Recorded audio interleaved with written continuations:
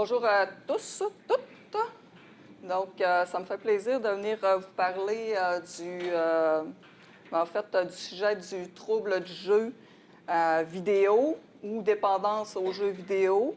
En fait, quand on m'a interpellé l'été passé, en fait, je ne sais pas si c'était bien planifié, en fait, le choix de la date ou ce fut un hasard, mais nous sommes dans la semaine de prévention des dépendances, donc depuis dimanche et jusqu'à samedi. Donc, quel hasard, heureux hasard, donc, de parler du jeu. Non, c'était pas prévu. Donc, quel heureux hasard. Donc, en même temps, étant donné que pendant la semaine de prévention des dépendances, bien, c'est justement la bonne occasion de parler des différentes problématiques ou des différentes dépendances, de parler, c'est ça, d'informer tout genre de public, grand public, des gens qui ont des problématiques ou pas. Donc, je suis professeure en travail social. Donc, je suis travailleuse sociale également. Donc, mon premier métier était justement intervenante sociale dans un organisme communautaire auprès des personnes qui vivaient des problématiques de dépendance, donc d'alcool, alcool, drogue, jeux pathologiques à ce moment-là. Et quand j'ai quitté au début des années 2000-2001, on commençait à voir apparaître des problématiques qu'on peut appeler de cyberdépendance, même si aujourd'hui, le terme est encore pas reconnu. Et on se questionne sur sa pertinence de parler de cyberdépendance. Mais on commençait à recevoir des gens qui, en fait, consultaient intensivement des sites de pornographie. Donc, on était sollicité pour de la cyberpornographie. Donc, à ce moment-là, c'était tout nouveau. Puis, on ne savait pas trop si on devait, parler de cyberpornographie, si on devait l'inclure comme une dépendance ou pas. Aujourd'hui, c'est vraiment un domaine qui a été exclu dans le domaine des dépendances à Internet, donc c'est tout autre chose. J'ai quitté mon travail comme intervenante pour m'embarquer dans un long cheminement d'une dizaine d'années pour faire un doctorat. Donc, pendant 10 ans, j'ai lu pratiquement tout ce qui s'est écrit sur Internet. Si on se rappelle ça, quand j'ai commencé mon doctorat, il n'y avait presque rien sur le phénomène d'Internet parce que déjà, on était au début, donc c'était pas si commun que ça. L'Internet, donc pour ceux et celles qui sont un petit peu plus vieilles, donc peuvent se rappeler de ça. Donc, la dépendance, en fait, on essayait de voir comment on allait catégoriser tout ça. C'est pour ça que je dis que la cyberdépendance est, à mon avis, pas le bon terme, parce que au fil des années, on s'est aperçu, on a catégorisé, en fait, les différentes activités qu'on peut faire sur Internet.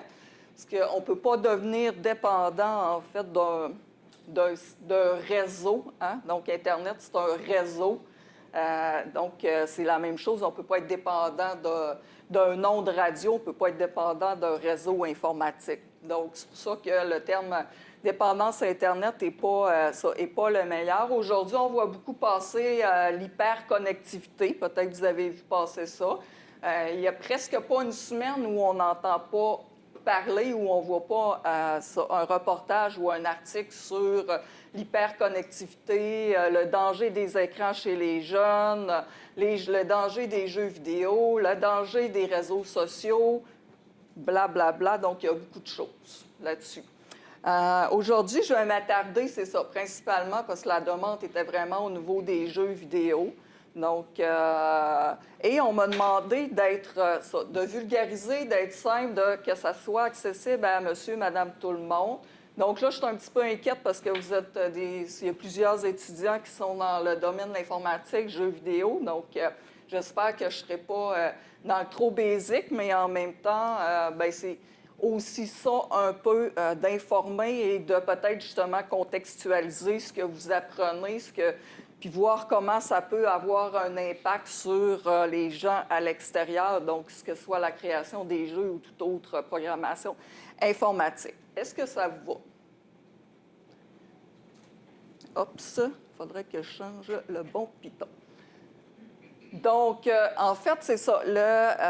L'objectif en arrière de tout ça, c'est un petit peu de démystifier les mondes virtuels des jeux vidéo pour, dans le fond, en fait, pour les adultes ou ceux et celles qui sont loin un petit peu de ce domaine-là, c'est comme un monde obscur. Hein? On ne sait pas trop ça. Qu'est-ce qui peut faire que quelqu'un peut être accroché autant à un jeu vidéo? Donc, qu'est-ce que c'est ça? Les gens aiment dans le fait de jouer à des jeux vidéo, puis même de passer beaucoup trop d'heures à jouer à ces jeux-là, puis de ne pas peut-être être capable de s'arrêter. Donc, on va essayer, c'est ça, de voir un peu qu'est-ce qui accroche là-dedans les gens à jouer dans les jeux vidéo. Moi, c'est un monde qui est bien loin de moi. J'ai aucun intérêt au niveau des jeux vidéo. Donc, ça a été même une immersion, donc d'aller mieux comprendre aussi, ou en tout cas aller chercher les facettes, pas tant que je connaissais pas le sujet, mais en travail social ou avec les jeunes ou les adultes avec lesquels j'ai travaillé, bon, vous allez voir sur quel aspect, moi, je le vois. Donc, je suis un petit peu allergique au départ au terme de dépendance aux jeux vidéo, puis je vous dirai pourquoi. Donc, c'est pas tant ma maxime de la dépendance, mais comme c'est une problématique qui est maintenant reconnue, on va y aller comme ça. Donc, on va démystifier les différentes facettes des jeux vidéo. On va mieux saisir l'intérêt, puis après ça, bien, on va avoir certainement une meilleure compréhension comment on peut accompagner des gens qui sont dans une surutilisation ou en tout cas, où si ça vous inquiète, comment on peut faire pour mieux les accompagner. Hop, ça. Donc, on va regarder un peu, on va faire un bref historique du trouble du jeu vidéo. On va le contextualiser, puis on va définir, en fait, qu'est-ce que c'est le jeu vidéo. On va regarder rapidement, qu'est-ce que la science nous dit par rapport au trouble du jeu vidéo. On va regarder également qui est plus à risque de développer une certaine dépendance. On va mieux comprendre les mondes virtuels. On va catégoriser. En fait, il existe quatre catégories de jeux vidéo. Donc, on va regarder les spécificités sur chaque catégorie. Puis ensuite, je vais m'attarder beaucoup à l'avatar. Donc, vous comprendrez pourquoi, plus tard, pourquoi je m'attarde à l'avatar spécifiquement. Puis, on va ensuite regarder pourquoi on est accro aux jeux vidéo, c'est quoi les signes d'utilisation qui est inapproprié jusqu'à maintenant, ce que la science nous dit. Puis, donner des alternatives si jamais, c'est ça, vous êtes préoccupé ou vous avez des gens qui sont préoccupés par rapport à leur utilisation de jeux. Qu'est-ce qu'on peut faire? Comment on peut mieux accompagner, que ce soit nos jeunes à la maison ou des amis qu'on a. Donc, l'historique et le contexte, bien, je pense que les jeux vidéo, ça a toujours existé depuis que le monde est monde. Les jeux vidéo, ça existe depuis fort longtemps, sous plusieurs formes. Peut-être, est-ce qu'il y en a qui reconnaissent un petit peu mon type de console? Il y en a peut-être qui vont dire que c'est ça, cette grosse boîte-là. Donc, la première génération des Nintendo. Donc, peut-être pour plusieurs, vous n'avez pas connu ça. Donc, c'est toujours évolutif, puis c'est un monde qui évolue rapidement, donc au niveau de la technologie, donc la façon de jouer aux jeux vidéo.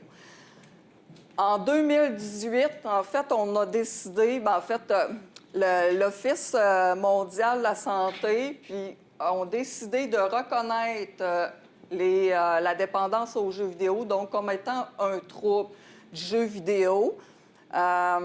En fait, c'est ça. Depuis plusieurs années, là, il y a beaucoup de chicanes entre les chercheurs pour essayer de dire, est-ce qu'il y a un problème? Il n'y en a pas. Mais en même temps, on voit quand même qu'il y a certaines conséquences ou impacts chez les gens quand ils surutilisent, font une surutilisation des jeux vidéo. Donc, c'est une façon, en fait, de mieux aussi documenter.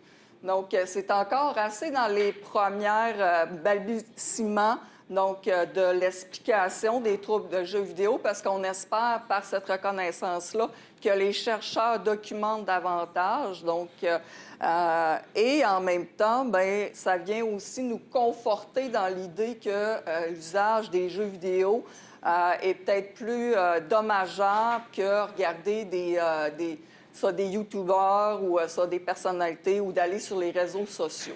Donc, et en même temps, bien, que l'implication au niveau, c'est ça, des écrans, l'impact des écrans également là, n'est pas le même que d'autres problématiques. Donc, c'est ce qui fait qu'ils ont décidé de le mettre dans la classification internationale mondiale, donc le CIM, dans la 11e version. Ça, en fait, c'est l'équivalent du DSM, donc anglophone, donc le DSM, ou le CIM, c'est des bibles psychiatriques à lesquelles il y a toutes les maladies psychiatriques, donc de santé mentale, qui sont inclus avec des critères spécifiques et les médecins, les psychiatres peuvent faire des diagnostics. Pourquoi c'est important, dans le fond, de définir une problématique, de définir comme une dépendance, en fait, c'est parce que s'il n'y a pas un diagnostic, s'il n'y a pas une reconnaissance médicale, on ne peut pas se faire traiter, on ne peut pas se faire rembourser par les assurances. Donc, il y a quand même beaucoup de lobbying en arrière du fait qu'on va reconnaître une problématique ou pas. Donc, maintenant, c'est reconnu, on peut aller dans un centre de traitement et se faire rembourser notre thérapie pour un problème de jeux vidéo ou toute autre problématique avec Internet. Donc, le trouble du jeu, en fait, c'est aussi simple que ça. Ils sont pas... En fait, au début, on s'est demandé, en fait, dans quoi on allait le catégoriser. On s'est demandé si on allait faire un parallèle avec les autres dépendances ou sinon, c'était toute autre problématique. Donc, finalement, on a décidé de le classer dans la même lignée que toute autre dépendance. Donc, avec un peu comme les mêmes critères qu'on va dépister quelqu'un qui a une problématique de dépendance à l'alcool, drogue, jeux pathologiques, c'est la même chose. Donc, c'est un comportement, en fait, qui est lié aux jeux vidéo sur Internet, mais aussi hors ligne. Donc, c'est vraiment les deux spécificités. Il faut avoir une perte de contrôle du jeu, une priorité croissante, donc c'est toujours en augmentant. Je vais, c'est ça, donc accorder une importance plus importante aux jeux vidéo, donc par rapport à mes autres activités que je fais dans la journée ou dans la semaine. Il y a une perte d'intérêt aussi sur les autres centres d'intérêt. Peut-être qu'avant, je faisais du sport, j'ai délaissé les sports, peut-être que je m'intéressais à autre chose. Donc, ça, on le voit beaucoup chez les jeunes, où tantôt, ils faisaient beaucoup de sport et ils ont arrêté ça parce que tous leurs amis supposés sont en ligne en train de jouer des jeux vidéo. Et ensuite, il y a une poursuite de l'activité, donc ils poursuivent de pouvoir, en fait, de jouer toujours, malgré toutes les répercussions, les conséquences que ça peut amener dans la vie de l'individu. Donc, le plaisir ou la satisfaction est beaucoup plus importante que les conséquences qui sont reliées au jeu. Et il y a la notion d'obsession. Donc, toujours préoccupé, obsédé, je joue pas, mais je pense toujours à mon jeu.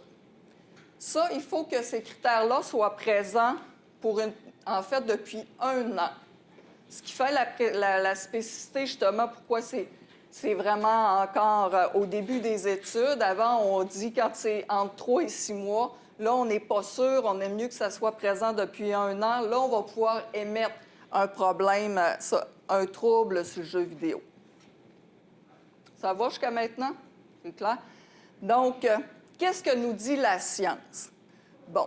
Les jeux vidéo, ça correspond à des pratiques qui sont variables. Hein? Donc, selon les supports, les types de jeux puis l'âge des jeux. Je pense pas que, tu sais, quand on est bien jeune, qu'on joue les mêmes jeux que les ados ou que les adultes. Donc, il n'y a pas vraiment de profil type de joueur, étant donné qu'on va le voir, il y a plusieurs catégorisations aussi, puis l'âge va faire on va choisir tel ou tel jeu en conséquence. Donc, le jeu aussi fait partie maintenant de l'environnement culturel. Hein? Nos tout-petits, les enfants vivent dans cet nouvel environnement. Donc, c'est comme quelque chose d'accepté, donc socialement. Maintenant, c'est une activité sociale. Hein? Il y a des tournois aussi de jeux vidéo. Donc, il y a des rassemblements autour des jeux. Le jeu peut devenir aussi un mécanisme d'adaptation, puis ça, on va le voir plus tard, donc comment. Et là, il faut faire attention, même si on parle de dépendance au jeu, il y aurait entre 0,5 et 2 de la population qui serait dépendant. Donc, et même, il y en a qui vont tendre à beaucoup ça, tu sais, à être plus sur le 0,5 que vers le 2. J'ai vu dernièrement un 3 mais habituellement, ça, c'est similaire aux jeux pathologiques, ça peut être similaire aux dépendances aussi. Donc, il ne faut pas juste... Tu sais, moi, je dis, il faut faire attention. Hein, on ne peut pas voir des joueurs partout. Il ne faut pas avoir des joueurs partout. Donc, on doit justement continuer à être documenté. Puis, il n'y a pas de critères sur il n'y a pas de consensus sur le critère du temps. Donc, la durée. C'est ça qui devient difficile de dire. Puis ça, que ce soit au niveau des jeux, que ce soit des réseaux sociaux ou tout autre, c'est la durée, le temps, on n'est pas capable de s'entendre. Donc, c'est pour ça qu'on y a été dans des critères plus larges de dépendance. Il y a deux camps, en fait, dans les chercheurs. Il y a un camp qui vont dire, les chercheurs vont dire les jeux vidéo nuisent à la santé mentale. Sûrement, vous avez lu, c'est ça, des recherches ou en tout cas des articles qui font régulièrement le lien avec la dépression, avec l'anxiété, avec ça, le TDAH et d'autres problématiques. L'autre camp, eux autres, ils disent non, il y a peu ou pas d'impact, donc le jeu vidéo, sur l'individu. Donc, moi, je dis attention, hein, on n'est pas, c'est ça, il ne faut pas voir des dépendants partout, puis il faut rester vigilant.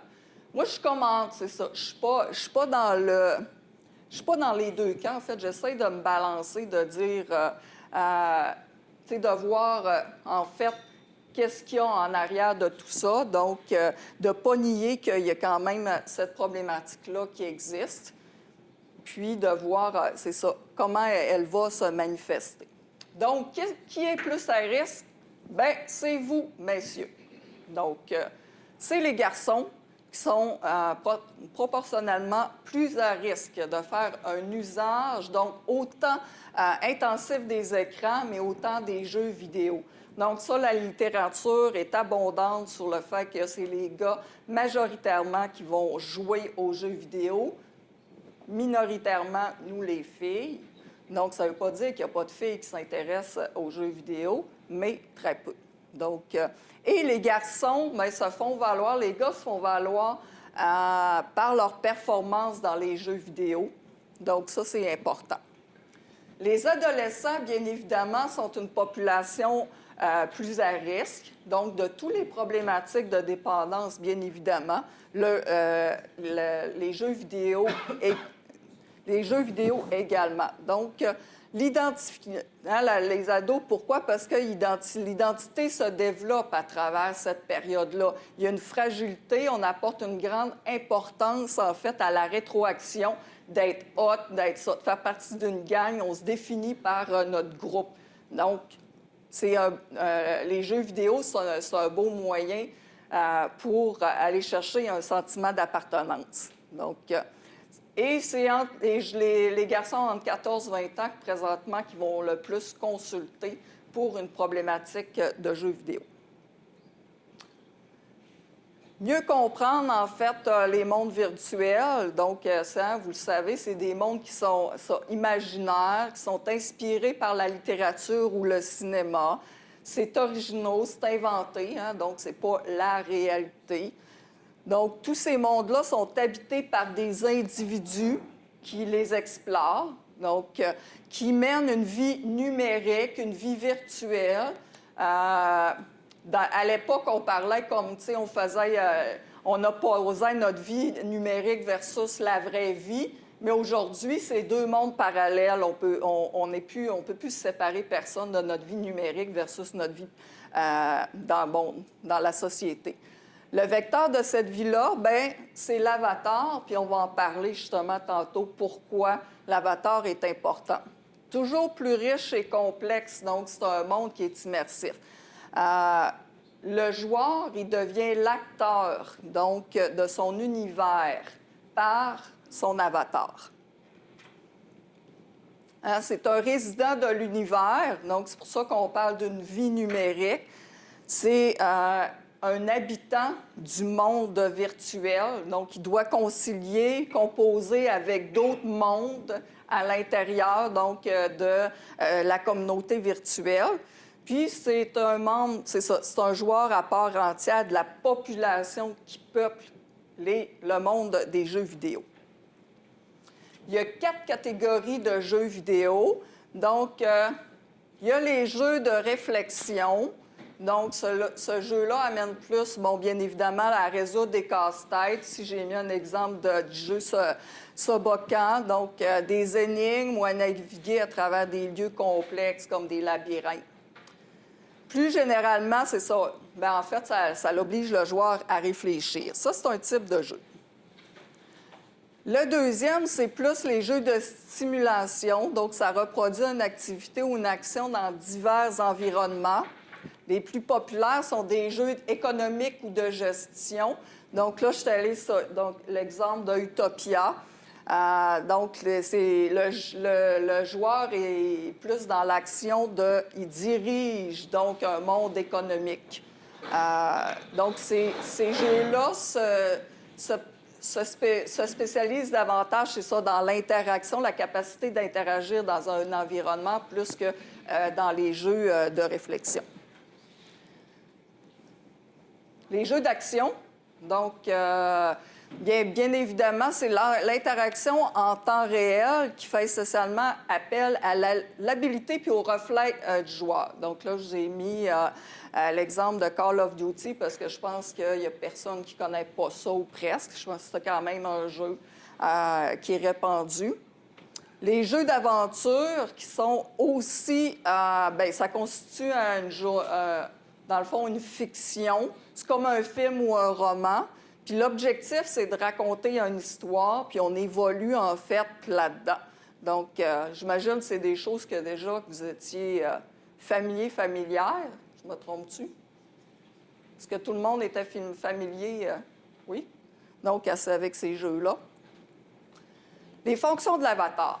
Donc, c'est un véhicule qui permet d'évoluer puis de se déplacer dans un monde imaginaire. Hein? Dans le fond, c'est une personnalité qu'on va incarner quand on va être dans le monde, c'est ça, des jeux vidéo. C'est un vecteur d'interaction avec une communauté de centaines et voire de milliers de personnes.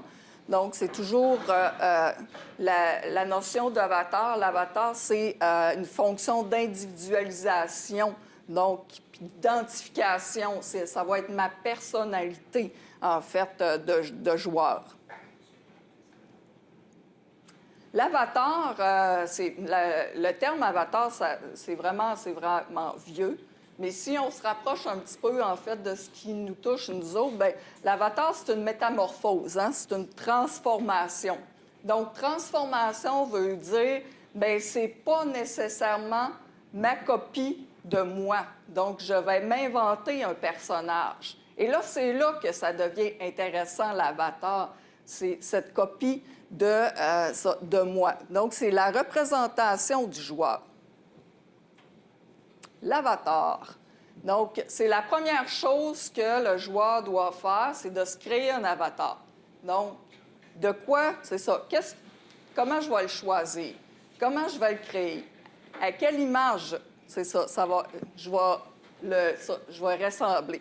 Donc, l'avatar, il y a des gens qui peuvent passer plusieurs heures juste à créer l'avatar. Donc, c'est pour ça que c'est intéressant de s'en préoccuper et de voir en arrière de la création de l'avatar, qu'est-ce que la personne, le joueur, veut nous dire en arrière de sa création de personnage. Donc, c'est pas Ça, c'est pas juste un bonhomme qui se déplace. C'est une représentation autre de moi-même. Donc, on va décider, c'est ça, de l'apparence physique. On va choisir la race, donc, de notre personnage. On peut représenter aussi différentes ethnies particulières. On va déterminer ça, l'apparence, la couleur, la longueur de nos cheveux, la couleur de la peau, des yeux. Donc, c'est vraiment les traits du visage. Donc, tout fait partie de l'avatar. Nos aptitudes physiques, que ce soit aussi au niveau de la taille, la musculation, la corpulence, le sexe. Donc, bien, est-ce que c'est ça, je vais choisir d'être une fille, un gars ou tout simplement d'être asexué? Ça aussi, ça a une importance. L'âge, donc, de mon avatar, est-ce qu'il va être plus jeune que moi, plus vieux ou vraiment beaucoup plus vieux que moi? Déterminer la profession, donc, de mon avatar. Est-ce que ça va être un guerrier, un magicien, un voleur? Puis, quelle personnalité je vais lui donner? Donc, ça aussi, c'est important. L'avatar, c'est ça, une personnalité, dans le fond, morale qui est distincte de celle, de moi. Donc, là, ce qui fait que c'est intéressant, si moi, je suis dans la vie très timide, probablement que mon avatar va être quelqu'un qui va avoir confiance en soi, puis qui va être, qui va être sociable, puis qui va être aimé des autres. Parce que je ne veux surtout pas reproduire ce que je suis personnellement. Il y en a qui vont jusqu'à inventer des histoires, un passé à leur personnage, donc pour expliquer leur comportement présent. Donc, et ils vont aussi choisir le vocabulaire, donc, qui est adapté, donc aussi à leur choix de personnage. Donc, le joueur, c'est le créateur de son personnage. On joue un jeu de rôle quand on est à l'intérieur, mais ce jeu de rôle-là est important aussi dans notre vie. Donc, le roleplay représente la vie assumée qu'on assume dans le monde virtuel et à la limite, c'est peut-être le monde qu'on souhaiterait avoir dans notre vie personnelle. Donc, il peut y avoir un parallèle. Donc, le joueur, c'est lui qui est son metteur, c'est lui qui est son propre metteur en scène. Donc, c'est lui qui décide du scénario. C'est ça qui est important, c'est ça qui est intéressant dans les jeux, puis c'est ce qui fait aussi peut-être le danger de glisser. C'est toute la notion de l'activité d'être en action, d'être le maître du jeu. Donc, qui peut-être dans notre vie personnelle est tout le contraire. Donc, c'est pour ça qu'il y en a qui vont verser dans le jeu. Donc, et ça, c'est ça. Dans le fond, c'est une certaine mesure, ça va chercher, c'est ça, notre soi idéal de qu'est-ce qu'on aimerait être, mais on ne l'est pas. Donc, bien, le fait aussi de choisir un métier ou une activité, ça participe aussi à enrichir la personnification de notre avatar. Puis, le fait que bien, le choix du jeu que je vais acheter, bien, également, ça va avoir un impact sur pourquoi je vais choisir de créer tel personnage, tel avatar. Donc, tout ça, c'est important quand on va rencontrer ça, des gens qui ont une problématique, en tout cas, qui surutilisent ou où les parents sont inquiets de leurs jeunes qui passent beaucoup d'heures, bien, tout ça peut servir à une communication, donc à rentrer dans l'univers des jeunes. Donc, quand je l'ai dit, des fois, c'est loin de nous, ça ne nous intéresse pas. Loin de là, ça devrait nous intéresser. Puis on devrait aller parler avec la personne de « bien, c'est quoi le jeu que tu joues? Ah, c'est quoi ce jeu-là? Peux-tu m'en parler? Peux-tu me l'expliquer? Pourquoi tu as choisi ce jeu-là puis pas un autre? Puis pourquoi ton avatar? Il ressemble à quoi ton avatar? Parle-moi-en. » L'avatar va parler, c'est ça, va dire beaucoup de choses sur les désirs de la personne en arrière de l'avatar. Donc, puis, l'avatar, lui, graduellement, au fil du jeu, va gagner en pouvoir, puis en habilité aussi diverses, puis en fortune, donc ce qui va lui permettre d'aller acheter, en fait, des armes qui vont être plus puissantes et monter dans la hiérarchie du jeu. Donc, donc c'est la source, dans le fond, plus on monte, plus ça devient une source de prestige, de respect qui est important. Donc, si moi, dans ma vie sociale, je suis un petit peu retirée, j'ai pas beaucoup d'amis, je vis même à la limite de l'intimidation.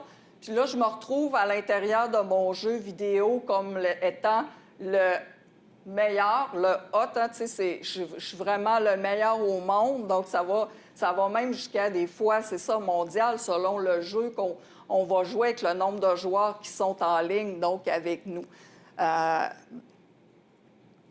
Donc, tout ça va nous amener justement à se dire, bien, d'avoir le goût de rester accroché à vouloir jouer plusieurs heures à notre jeu. Pourquoi on voudrait se déconnecter alors qu'on vit dans un monde magnifique qui est virtuel, mais où je suis reconnu étant comme le meilleur. Donc, c'est à se questionner ou à questionner les gens. Pourquoi on est accro, c'est ça, au jeu? Bien, oui, il y a tout le design des jeux, l'engagement actif, comme j'ai dit, le fait qu'on est actif, on n'est pas passif, au même titre que si je regarde une émission ou un film à la TV, je suis passif. Je ne peux pas réécrire le scénario. Là, je peux faire avancer mon scénario. C'est un jeu qui est stimulant, donc ça va aller chercher, en fait, bien, c'est ça, ça procure beaucoup, beaucoup de défis, de renforcement aussi positif. Donc, ça va faire appel au circuit de la récompense, donc on va appeler en médecine la dopamine. Donc, sûrement que vous avez entendu parler. Donc, la dopamine qui est un peu comme le neurotransmetteur du plaisir. Donc, ça va stimuler notre dopamine. Et là, je vais m'arrêter là parce que c'est beaucoup dans le domaine du cerveau. Il y a beaucoup de recherches qui sont en cours là-dessus pour prouver que c'est la faute de la dopamine. Mais ça, c'est le problème de toutes les dépendances. Moi, je dis heureusement qu'en dépendance, on a la dopamine pour excuser beaucoup de choses. Donc, je ne suis pas de ce modèle médical, loin de là. Puis ça va créer un état de flow, donc ce qui veut dire, bien, ça plonge la personne dans un état maximal d'engagement, de satisfaction. On ne voit pas le temps passer, hein? Que ce soit sur les jeux vidéo, sur les réseaux sociaux ou n'importe quoi, on ne voit pas le temps passer. C'est fait pour ça.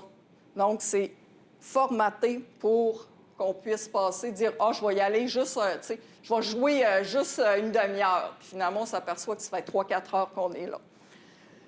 Mais en même temps, bien, c'est difficile de s'extraire du jeu parce que c'est ça, le jeu, ça n'a pas de fin. Ça se continue. Donc, c'est ça qui est le problème. C'est que, bien, comme je joue avec plusieurs joueurs de toute la planète, bien, on n'est pas sur les mêmes fuseaux horaires. Il n'y a pas d'horaire prédéterminé où on dit, là, on arrête le jeu, c'est off, là, tout le monde va manger, va faire dodo, ou va à l'école ou travailler. Ça n'existe pas. Donc, il y a toujours des joueurs qui jouent.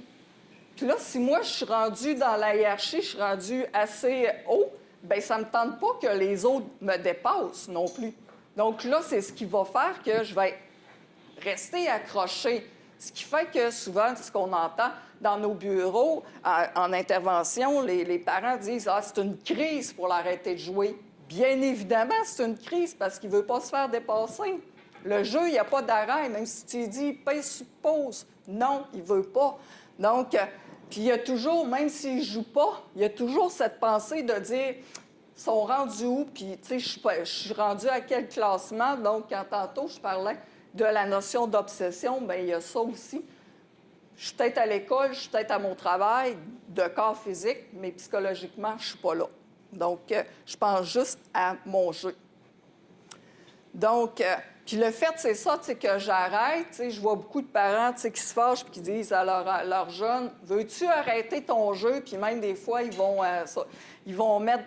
timer, ils vont faire des arrêts de jeu, tu sais, programmés. Mais en fait, arrêter de jouer, là, c'est comme lâcher nos amis. Donc, on devient un loser parce que, c'est ça, on lâche notre gang, notre clan avec qui on joue. Tu sais, des fois, sans les avertir.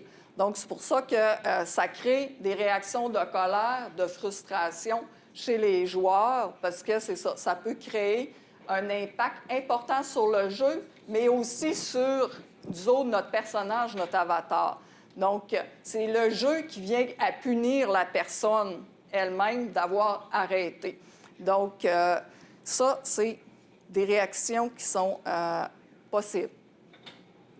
Donc, ce qui fait que les gens vont plus être dans la dépendance, en tout cas, où vont commencer à augmenter, on va se questionner à savoir, c'est-tu un refuge pour la personne, d'être dans un monde parallèle? Comme je disais tantôt, si moi, je suis, ça va pas bien dans ma vie, j'ai pas d'amis, à mon travail ou à l'école, ça va pas. Puis à l'intérieur de mon jeu, j'ai des amis, je jase, puis ça va super bien. Donc, ça peut être un refuge, mais ça peut être aussi une fuite ou une coupure de la réalité. Qu'est-ce que je suis? Si je suis souvent, je vois les parents, quand ils viennent me consulter, des fois, il y a des conflits familiaux, il y a des conflits de séparation. Le jeune, il n'est pas bien chez eux. Qu'est-ce qu'il va faire? Au lieu d'entendre ses parents chicaner, il va aimer mieux aller jouer sur son jeu, puis se mettre des écouteurs, puis de rien entendre. Donc, ça aussi, c'est important d'aller, de se positionner. Quand je dis c'est pas tous des dépendants, mais ça l'explique pourquoi les gens ils vont jouer beaucoup plus. Ça peut être aussi un exutoire à des pulsations.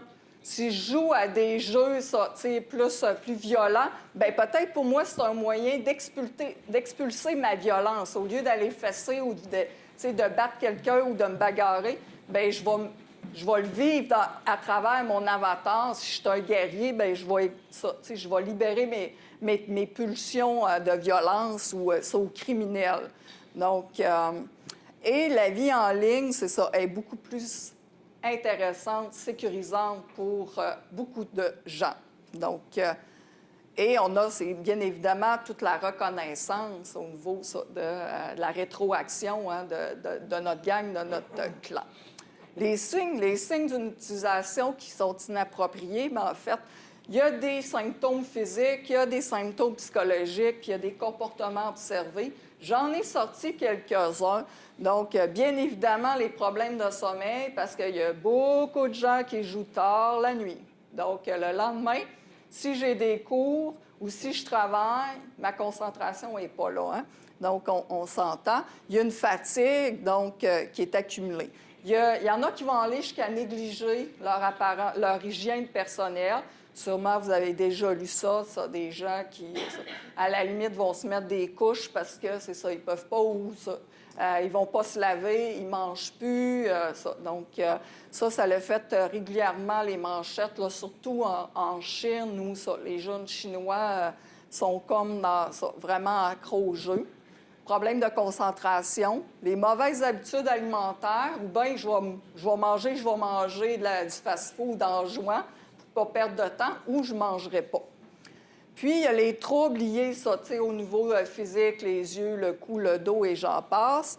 Donc, et au niveau psychologique, tantôt, j'en parlais un peu, l'idée du refuge. Il y en a que ils vont aller jusqu'à être agressifs, même voire violents. Donc, si on essaye de leur enlever ou leur couper les heures de jeux vidéo. Bien évidemment, quelles conséquences que ça a sur mon entourage? Je vais délaisser mes amis, je vais délaisser ma famille, je vais avoir une perte d'intérêt. Je vais commencer à mentir aussi sur le nombre de temps que je vais jouer. Je ne ferai pas mes tâches, c'est ça que j'ai à faire si je travaille ou je vais à l'école, donc je vais tout laisser tomber. On va commencer à avoir de l'absentéisme, des difficultés scolaires, des baisses de notes, des échecs, tout simplement. Ça peut être l'absentéisme aussi au niveau professionnel. Il peut y avoir aussi de l'abandon des autres sphères d'intérêt. Puis, ça peut aller jusqu'à faire des vols et de la fraude pour être capable, c'est ça, de payer, en fait, des armes et de se payer des avantages. Donc, vous l'avez vu, je pense de l'importance de jaser avec la personne sur le choix de l'avatar. Donc, c'est rarement inconscient. Donc, c'est vraiment réfléchi. C'est ça qu'il faut retenir.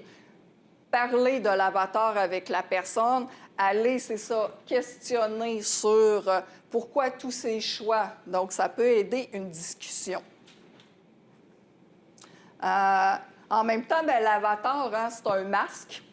T'sais, on est en arrière d'un ordinateur, d'un écran, donc c'est le masque qui va aussi influencer nos comportements. Il y a beaucoup de gens qui vont se permettre bien des choses en arrière d'un écran qui ne se passerait pas dans le temps réel. Donc, puis ça, on le voit, le dérapage même sur les réseaux sociaux. Donc, ça fait baisser nos émissions. Donc, ça, on dit beaucoup plus de choses. L'avatar, c'est ça, en fait, aussi, permet ça, de nous conforter versus la pression sociale qu'on peut subir dans notre vie. Puis, l'avatar aussi est une personnalité au sein d'une collectivité, d'un environnement. En travail social, on travaille beaucoup avec l'individu, mais aussi l'environnement qui est en cause. Puis, en dépendance, on travaille sur trois choses. On va travailler sur la substance, le jeu ou l'activité, sur l'environnement, puis sur l'individu également. Donc, c'est pas juste l'individu qui est comme l'être coupable, le malade, qui a un problème. C'est aussi, il vit dans un environnement, dans une grande collectivité. Donc, pour terminer, en fait, des alternatives, bien, c'est de s'intéresser, hein, comme je l'ai dit, maintes fois, à la personne, au type de jeu, à l'avatar, d'aider la personne à rétablir aussi un mode de vie sain, de reconstruire un horaire de vie, de développer des comportements alternatifs, donc d'autres loisirs, d'essayer d'aller réinstaurer ça ou d'aller voir. Donc, ça, c'est jamais facile, hein, parce que, il y a toujours cette stimulation-là au niveau de la dopamine que je parle. Moi, avant qu'Internet arrive, je travaillais avec les cocaïnomanes qui étaient hyper stimulés. Puis là, bien, je leur proposais pas d'aller dans le bois, prendre une marche puis écouter les petits oiseaux qui chantaient, là. Parce que là, je pense que le niveau d'adrénaline n'est pas le même. Hein? Entre les petits pit-pit, là, ils m'auraient trouvé vraiment plate. Donc, c'est des gens qui aiment aller chercher de l'adrénaline. Donc, il faut regarder des méthodes alternatives qui vont dans ce sens également. Diminuer graduellement au lieu de retirer. Impossible de retirer tout ça.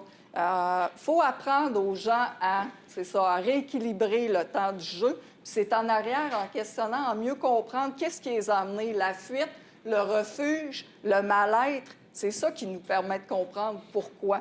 Donc, au lieu de tout retirer, c'est inutile.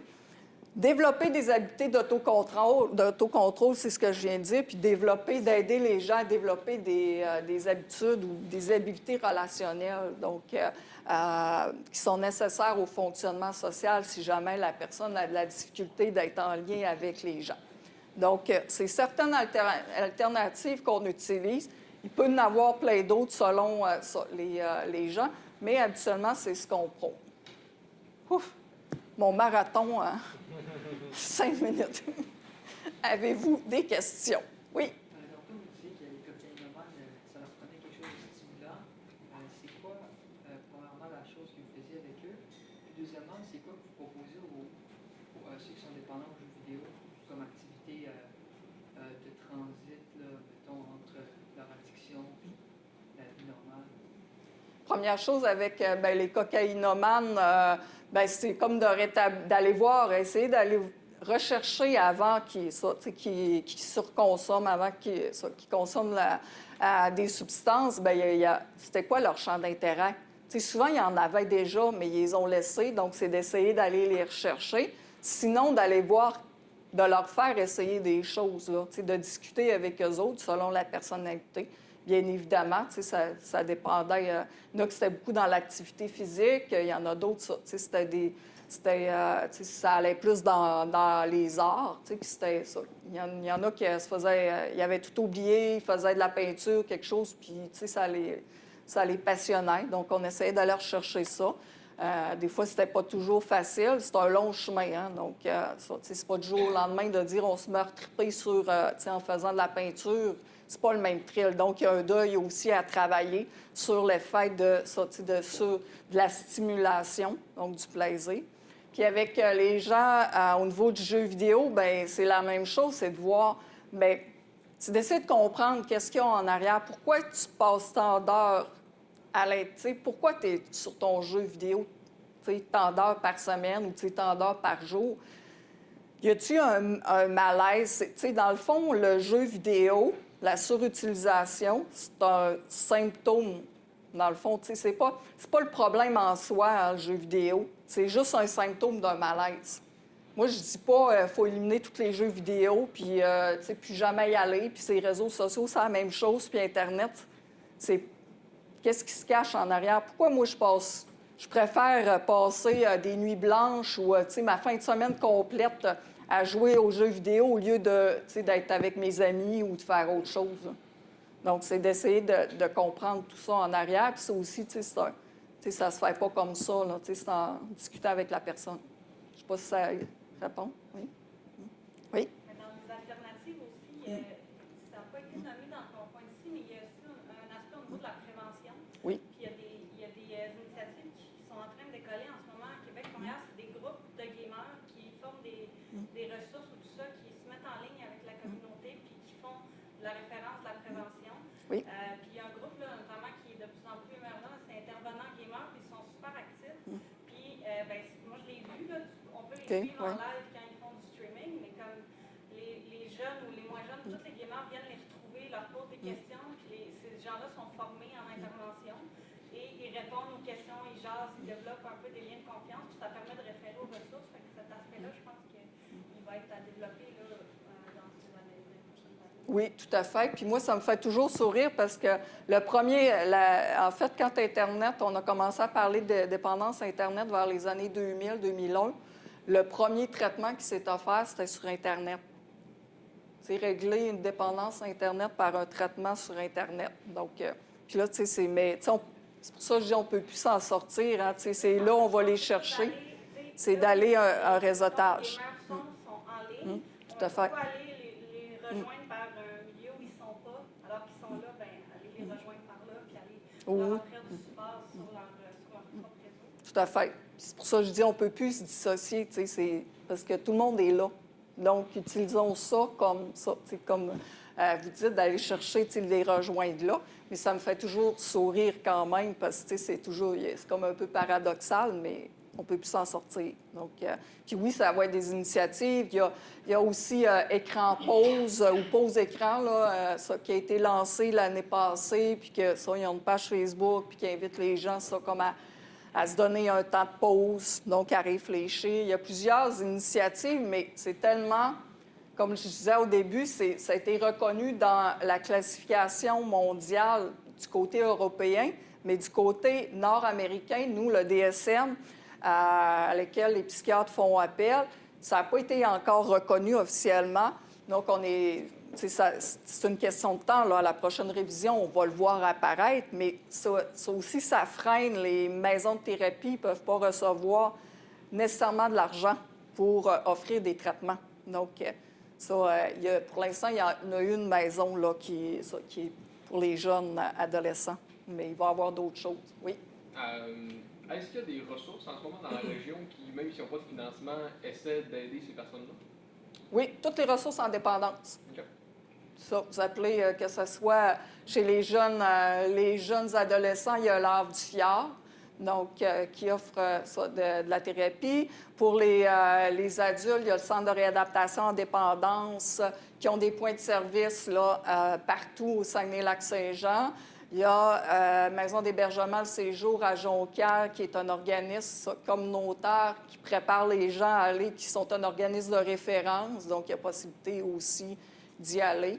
Puis, il y a aussi, ici à l'université, la clinique universitaire en travail social, qui a été inaugurée là, au mois d'octobre dernier, où on fait des interventions familiales, puis souvent, on rencontre des parents, puis, tu sais, souvent, on a cette problématique-là qui est à l'intérieur de nos suivis. Là. Donc, il y a plusieurs choses plusieurs places. Oui? Est-ce que la clinique universelle de psychologie fait quelque chose aussi en lien avec ça? Je ne le sais pas. Aucune idée. Oui. Moi, je me disais, il y a certains jeux où tu n'as pas nécessairement d'avatar, tu n'as pas nécessairement de choix à faire au niveau cosmétique, au niveau psychologique, peu importe. Mais est-ce que l'aspect comme compétitif de ces jeux-là peuvent aussi comme apporter à une dépendance? C'est des jeux où il faut que tu sois le meilleur dans l'équipe, puis ce genre de trucs-là, je pense que ça peut aussi mener à ça. Tout à fait. Oui. C'est vraiment ça. Je l'ai dit un petit peu, j'ai insisté beaucoup sur l'avatar parce que l'avatar, ça, il y a beaucoup de jeux qui l'utilisent.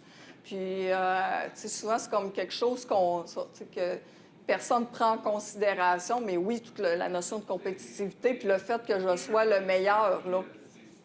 Ce type de jeu-là est vraiment en train de monter en flèche aussi. Là, fait que, ça dépasse beaucoup de choses aussi au niveau du jeu vidéo. Ça aussi, je pense que c'est important d'en parler. Là. Oui. Oui, vous avez raison. Puis en même temps, bien, je le disais, c'est un domaine qui est tellement en expansion, ça va tellement vite. C'est incroyable, là. On finit tout le temps par comme c'est ça. Si on n'est pas dedans, on finit par s'y perdre parce que ça, il faut tout suivre, là.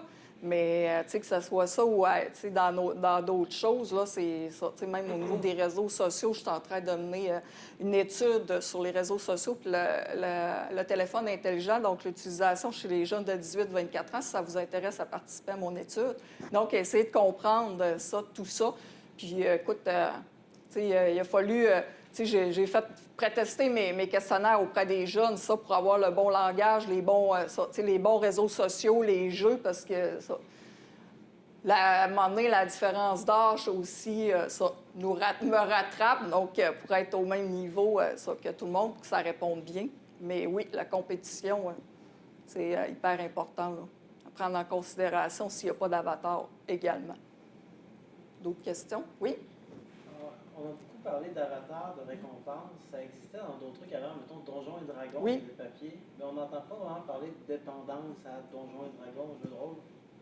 Pourquoi? Est-ce que le médium du jeu vidéo de l'écran a un impact ou est-ce qu'on n'a pas parlé d'impact de l'écran, juste de l'avatar? Donc, pourquoi il y a pas... Bien, il n'y a pas juste l'impact de l'avatar, mais il y a l'impact du fait que il y a le jeu qui est continu. Il y a des jeux que c'est toujours en continu. Ça a un impact. Le fait, c'est ça, de se sentir le meilleur ou d'être le meilleur et l'impact aussi. Là, oui, il y a l'avatar, mais il y a tout autour de ça. Puis pourquoi on ne parle pas de ça, de dépendance à Donjon Dragon? Il y en a peut-être qui le sont. Puis on n'en fait pas. C'est pour ça que je disais, j'ai un malaise, moi, avec toute la notion du trouble du jeu, parce que c'est comme créer une nouvelle dépendance, ça. Puis est-ce que c'est vraiment nécessaire? Je ne le sais pas. Les études vont le démontrer, là, mais pour moi, ça répond beaucoup plus c'est beaucoup plus un symptôme, comme je dis, qu'un réel problème. Que ça soit n'importe quoi, là. Donjon Dragon, ça peut être les workaholics, ça peut être les boulimiques, les grands sportifs. On est tous dépendants de quelque chose, puis ça répond à quelque chose quand on le fait excessivement. Donc, ça peut être juste une transition, parce qu'il y a beaucoup de jeux, par exemple, basés sur le principe de Donjons et Dragons. Oui. C'est juste une transition, c'est ce qui est à la mode. Puis avant, ça a été plus sur ça, c'est juste que ça paraissait moins. Ça... Tout à fait, ça paraissait moins. Comme avant le jeu, le poker, bien ça, le monde jouait dans le sol, caché, ou dans des petites salles, ou dans des tavernes, mais le jeu le poker a toujours existé. Maintenant, on fait du poker en ligne. C'est juste une transition c'est pour ça, première acétate, je dis, acétate, dans le diapo, hein? Vous voyez l'âge... Je parlais de ça à quelqu'un, justement, à cette étape avant-hier. Mais on voit la transition entre les différentes formes aujourd'hui que ça prend, mais ça a toujours existé. Puis ça va toujours exister. Fait qu'il faut faire avec, il faut évoluer. Puis là, Internet, c'est ça. C'est là, puis ça disparaîtra plus jamais. Donc, c'est rien qu'une nouvelle façon de... Au même titre que les nouvelles dépendances, ou du moins la consommation, on le voit avec le cannabis, vous l'avez vu, la légalisation. Avant, c'était illégal, maintenant, c'est légal. On peut l'acheter sur Internet, puis c'est légal. On peut le recevoir chez nous dans le boîte à mal. Mais ça a toujours existé, là. Puis ça existe encore, le monde parallèle, là. d'illégal. Là. Il y a encore des sites où on peut l'acheter illégalement beaucoup moins cher. Donc, on fait juste des... on évolue avec la société. Il ne faut pas l'oublier. Pas si ça répond. Hein. Oui. D'autres questions? Oui? Oui, c'est une question à deux volets. Est-ce que vous trouvez que c'est devenu un peu genre une maladie photo parce que les parents veulent plus gérer leurs enfants, etc., puis ils vont voir les jeux vidéo, donc ça comme ils peuvent tous mettre cette dépendance, toutes les dépendances, tous les trous familiaux dedans. Donc c'est genre le jeu vidéo est rendu diabolisé, puis genre, c'est hyper médiatisé aussi, ce qui n'arrive pas. Donc est-ce que vous trouvez qu'il y a comme beaucoup trop de gens qui vont consulter pour quelque chose qui ne devrait pas, entre guillemets? Et est-ce que vous croyez que quand notre génération va devenir genre parents, vu qu'on a plus de background de jeux vidéo, etc., il va y avoir une grande diminution des consultations pour ces troubles-là? Première question, je pense que oui, effectivement. C'est pour ça que je disais que j'ai un malaise avec le trouble, parce que pour moi, c'est pas une dépendance, c'est un problème, c'est un symptôme. Puis oui, on est dans une société, on est une société de performance où il y a beaucoup d'anxiété de performance, que ce soit chez les adultes, mais aussi chez les jeunes, on le voit. Hein, puis il n'y a pas une semaine qu'on ne voit pas de nouvelle étude sur une détresse psychologique. On le voit dans les bureaux. Les parents sont dépassés aussi. Ils essayent de performer au travail, ils essayent de performer comme pour être parents, puis ils veulent que leurs jeunes performent, pas juste à l'école, mais dans le parascolaire. Puis quand tu arrives pour préparer le souper, bien, c'est plus facile d'avoir la paix, puis ça, tu sais, tout à fait. Tu sais, avant, là, bien ça, tu sais, dans mon temps, parce on est vraiment dans une autre génération. Moi, ma mère, elle m'enfermait dehors, puis elle disait, « Gars, tu t'en vas, là, puis va jouer. » Quand ça sera le temps de souper, là, m'a débarré à la porte quasiment, là, tu sais. Puis là, je disais, « Ah, il fait fret » ou « Ben, tu sais, j'ai rien à faire. » Bien, cherche, imagine.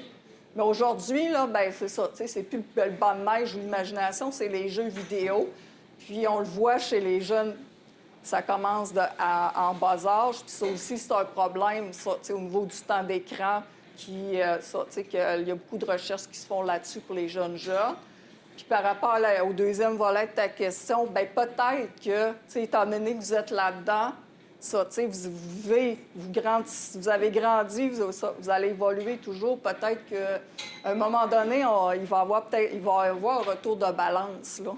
Puis on est un petit peu là-dedans, hein, tu sais, dans un mouvement de, tu sais, ça, tu sais, téléphone ou même ça, tu sais, de se texter quelque chose avant ça. Tu sais, il y avait beaucoup d'extrémités. Maintenant, tu sais, les gens commencent à se sensibiliser puis dire, wow, là, t'as peu, là.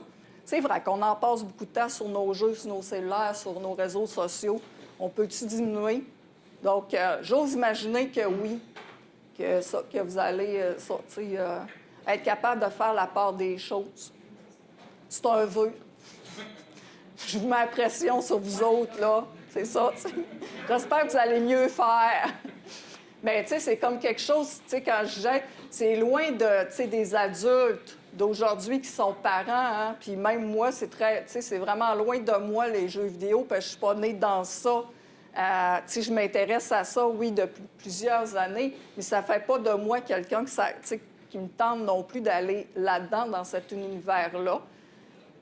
Mais ça, il faut démystifier, il faut informer.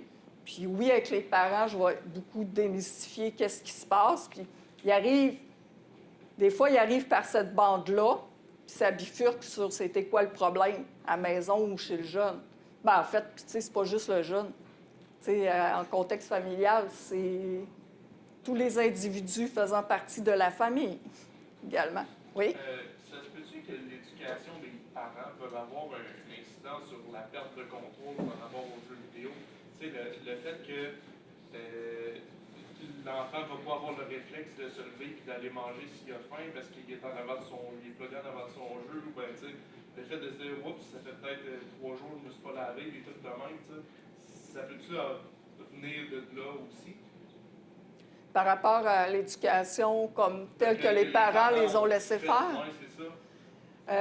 Je pense que non. Il y a je pense qu'il y a vraiment un désespoir chez les parents. Ils ne savent plus. À un moment donné, ils font comme un lâcher-prise parce que ça les dépasse. Ouais. Mais ils ont essayé beaucoup de choses. Quand je dis, ça va jusqu'à il y en a qui sont violents. Il y a une année que j'ai reçu des parents, une mère avec un adolescent qui était plus grand qu'elle.